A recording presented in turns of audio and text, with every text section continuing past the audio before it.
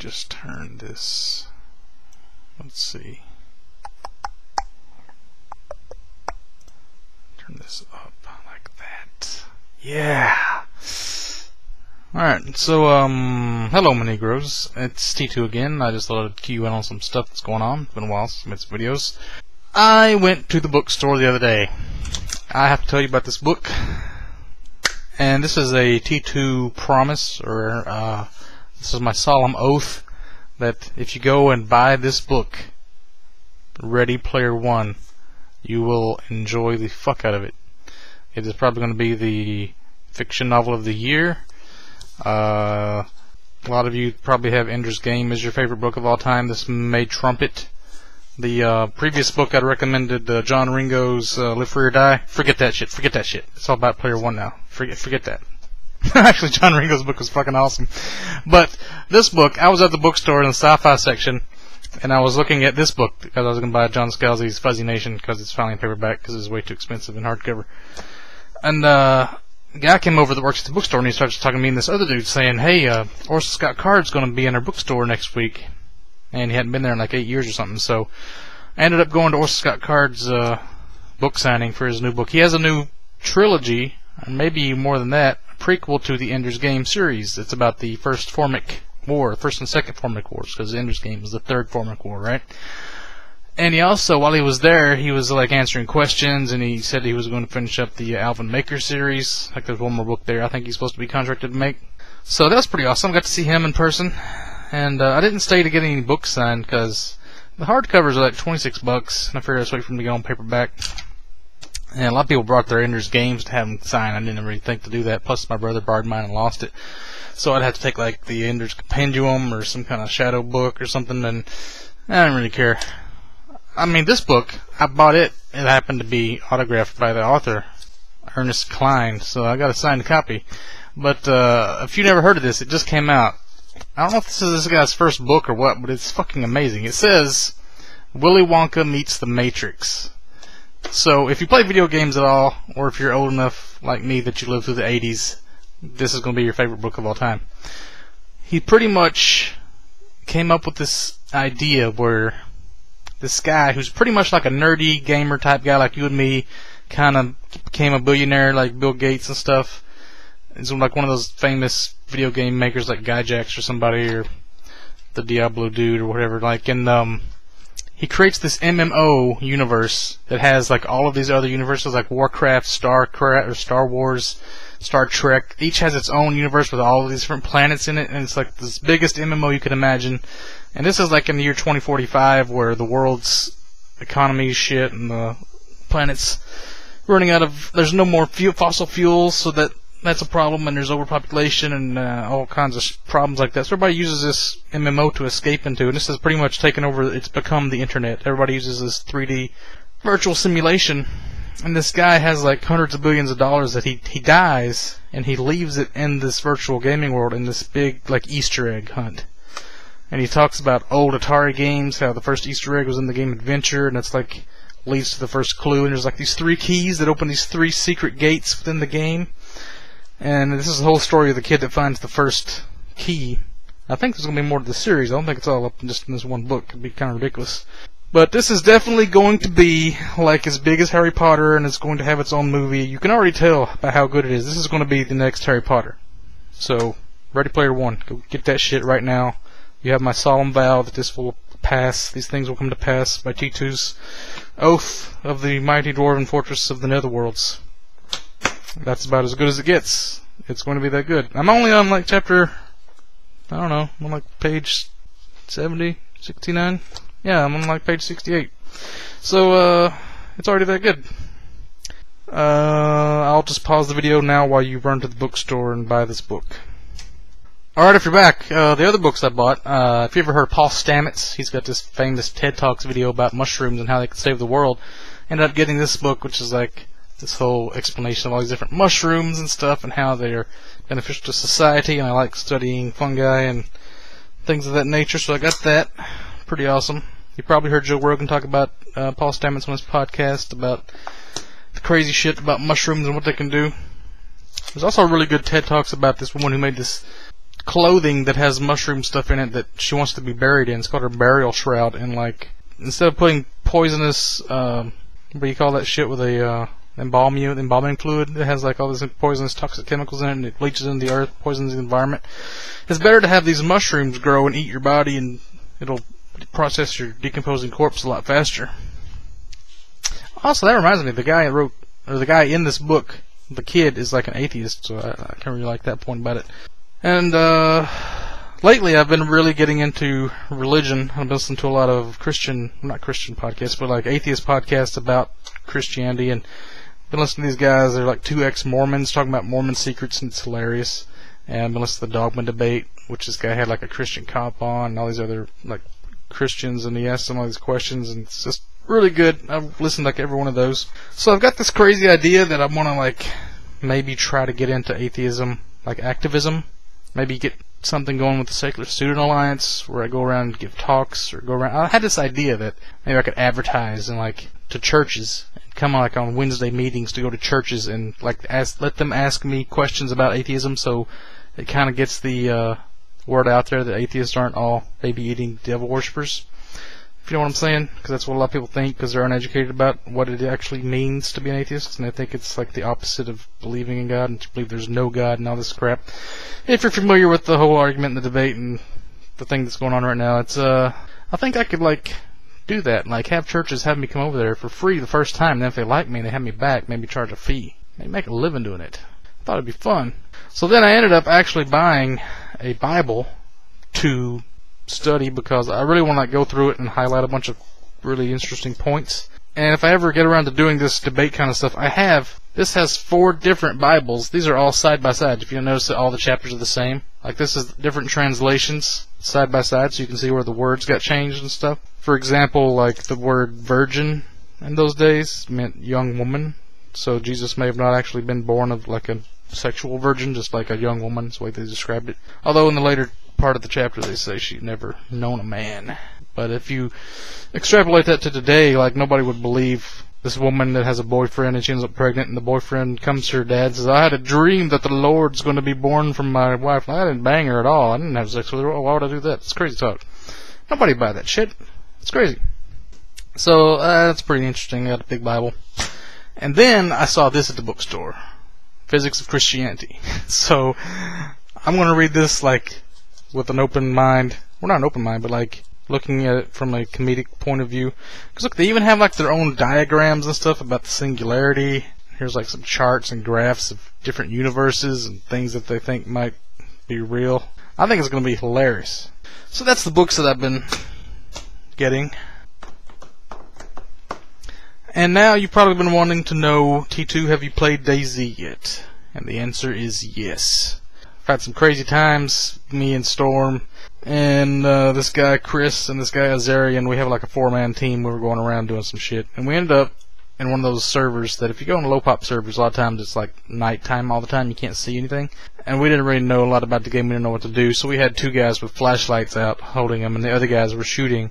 And we got zombies all over our shit, and the guy with the flashlight didn't know what he was doing. He kept pointing it off in other directions.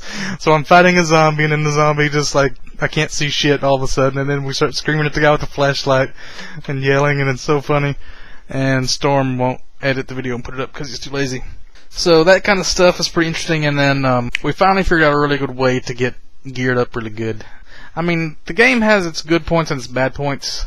The bad points is that it takes so goddamn long to get into a game, and then you have to find one that has the exact right patch that you have or something, because a lot of times I'll get a bad server, or I'll get waiting for host, black screen, and I'll just have to restart, pick a different server. And if you try to get into a low pop server, by the time you get in, which takes like sometimes 15 minutes to get into a server, then it's filled up to like 20 people. So it's really hard to get into just a low pop server where you got a really high chance of dying really soon. So that's the downside, is the waiting and the waiting. And then if you get somebody kills you and you have to run all the way back to the north where your friends are, it's going to take you like an hour and a half, 2 hours sometimes just to get to where they are to meet up with them. And by the time you get there, if you don't have like a hatchet and like some water and some cokes and some meat or something to eat, then you're going to be all like tired and you can't run. It's kind of a bitch. So I think the next time I'm die, I'm going to like fuck around in Cherno or Electro and do some fun stuff like that. I might do some things with like going up to people and doing some police work, like telling them to get down on the ground, drop their weapons, like sneak up on them, and doing some SWAT 4 kind of stuff. See if that works. Like hold pistols on people and try to get them to give up their weapons and then let them go, and then see what happens. Maybe go around with my audio constantly playing, I don't know, some song. Me and Storm have this song Sense of Tense from the Hajime no Ippo soundtrack. It's pretty like creepy sounding, so it'd be like pretty like scary that people would hear me and they would come towards me. If you hear somebody shooting the game, you either go towards them or you run the hell away. Like nobody just ignores it and just keeps playing like they were playing. That's one thing about the game. It's like if you use guns, you're drawing attention to yourself, unless you just happen to be out in the middle of nowhere. So I'm gonna show you a little clip of me playing. Just show you what kind of gear I've got, because we figured out some really good strats, and I think that'll be the end of the video. Also, if you've been following the Steam sale that's been going on, I ended up getting Torchlight, and I got Just Cause 2, just to have the legit version, because it's going to go multiplayer. The guys working on a multiplayer mod for it, and they've already had beta tests, and they're done testing it, so it should be coming out really soon. And then we got Borderlands 2 coming up, and then we've got this new game called The War Z, which is based on DayZ, sort of like the other guys. This brand new company in Sweden or Norway or something made this game called The War Z, and it's like DayZ, like you have all this hunger and stuff, and you have to like really conserve your ammo. But then it's got like a holdout spots, kind of like Left 4 Dead, where you're safe zones where you can buy stuff. So it's more like a normal game than a simulation like DayZ is, because it's based off Arma 2. And if anybody knows any good Arma 2 shit, just regular Arma 2 games. Because I've seen some crazy shit of just the regular Arma 2 games that would be fun as hell to play, like flying around in helicopters, getting picked up by jeeps, doing some missions. Or if anybody wants to play DayZ with us, if you're pretty dedicated. I mean, we already got like 5 people, so any more than that, it's going to be like an army running through it. And once you get a certain number of people, you can't really trust your own teammates, because people might try to betray you and take your shit. I don't know.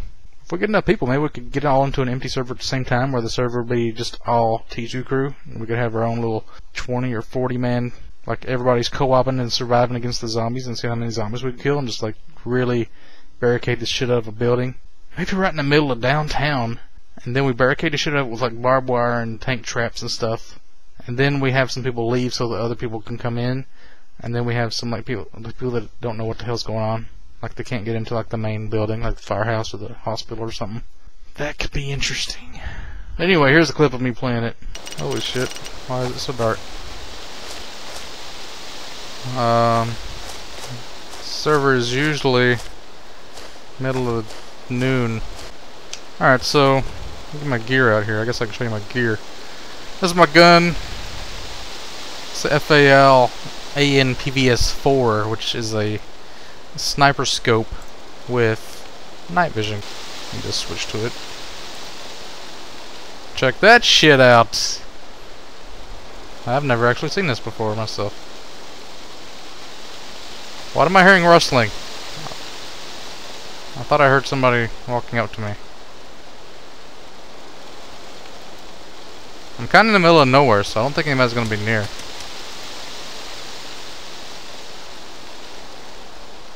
I think that is Starry Sober down there. Man, I am hearing something like somebody is right next to me. What in the shit? I don't have bullets for this gun. I hope that is a sheep. Is there a sheep nearby here? What are the odds? Somebody is right next to me. Oh, there's a sheep right there. Alright, so I have an awesome sniper rifle. I don't have any ammo. A friend of mine's got a bunch of FAL clips anyway, but if you open up the Alice pack, I also have the Alice pack. I've got all this shit. Matches, knife, map. I don't have a compass, but I got the hatchet. So I can live off the land. I can make these cooked meats.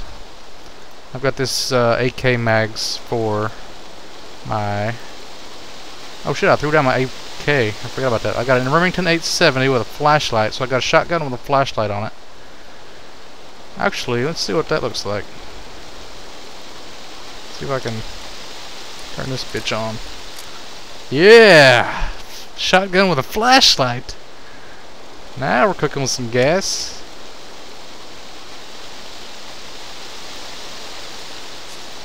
Okay, so if I put the gun down and run, I can't really see in front of me. Huh? Oh! Oh, whoa, whoa. That was a huh. I could go down the story and just snipe some noobs.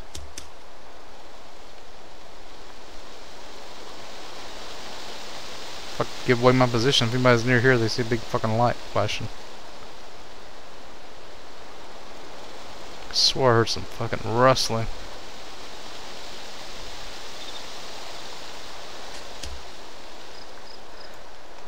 Alright, I also got a, what do I have? Had an AK. I got this Bison PP-19SD, which is a submachine gun. It's silenced. It's got a 100-barrel grenade launcher. I just can't really see it because it's dark as fuck. Oh yeah, there you go. It's really quiet. One shot kills pretty much zombies. Don't know about hummins. But this video is not going to be very good. It's all nighttime. But that's the kind of gear I roll with. I don't know about you guys. I got some M1014 for my shotgun. I had a AK-74U that I had to drop to pick up this FAL. I don't really have room for much else. Where the hell's my Bison mags? Did I drop those? Oh shit, I don't have any ammo for anything now. Because it dropped my Bison mags. Which means... holy shit. They're like... that gun is useless now. I don't know if I dropped them in the other server where I last logged out. I gotta depend on this 870 right now to save my life.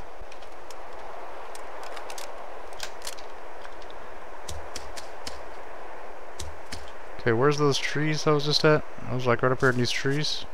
I don't think I had the Bison mags when I logged in, but this is the same server. Well, guess shit stays up very long. Hope it despawns, doesn't it? Aw, my ammos. I don't know why it does that. When you change weapons, it drops all your ammo for that gun. And if you don't have room in your pack, it just disappears.